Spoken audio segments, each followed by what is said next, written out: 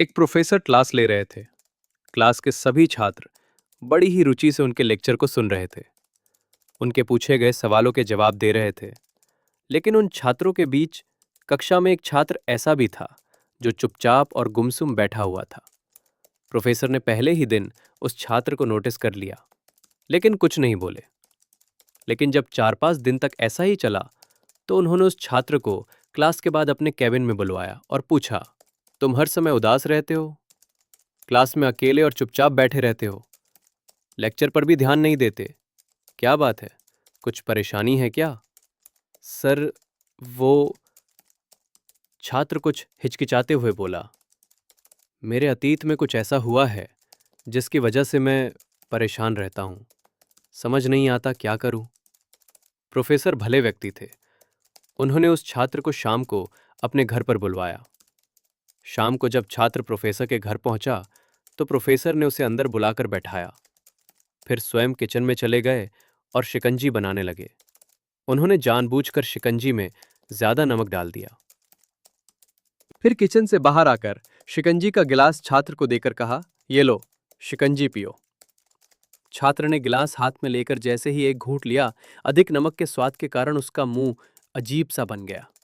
ये देख प्रोफेसर ने पूछा, क्या हुआ? शिकंजी पसंद नहीं आई? नहीं सर, ऐसी बात नहीं है, बस शिकंजी में नमक थोड़ा ज्यादा है, छात्र बोला। अरे, अब तो ये बेकार हो गया। लाओ गिलास मुझे दो, मैं इसे फेंक देता हूं। प्रोफेसर ने छात्र से गिलास लेने के लिए अपना हाथ बढ़ाया, लेकिन छात्र ने मना करते हुए कहा, नहीं सर, बस नमक ही तो ज्यादा है, थोड़ी चीनी और मिलाएंगे तो स्वाद ठीक हो जाएगा। ये बात सुन प्रोफेसर गंभीर हो गए और बोले, सही कहा तुमने, अब इसे समझ भी जाओ। ये शिकंजी तुम्हारी जिंदगी है। इसमें घुला अधिक नमक तुम्हारे अतीत के बुरे अनुभव है। जैसे नमक को शिकंजी से बाहर नहीं निकाल सकते, वैसे ही उन बुरे अनुभवों को भी जीवन से अलग नहीं कर सकते। वे बुरे अनुभव भी जीवन का हिस्सा ही है। लेकिन जिस तरह हम चीनी घोलकर शिकंजी का स्वाद बदल सकते हैं, वैसे ही बुरे अनुभवों को भूलने के लिए जीवन में मिठास तो घोलनी पड़ेगी ना। इसलिए मैं चाहता हूं कि तुम अब अपने जीवन में मिठास घोलो। प्रोफेसर की बात छात्र समझ गया और उसने निश्चय किया कि अब वो बीती बातों से परेशान नहीं होगा। सीख: जीवन में अक्सर हम अतीत की बुरी यादों और अनुभवों को याद कर दुखी होते रहते हैं।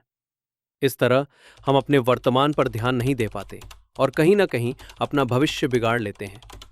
जो हो चुका उसे सुधारा नहीं जा सकता, लेकिन कम से कम उसे भुलाया तो जा सकता है। और उन्हें भुलाने के लिए नई मीठी यादें हमें आज बनानी होगी। जीवन में मीठे और खुशनुमा लम्हों को लाइए, तभी तो जीवन में मिठास आएगी।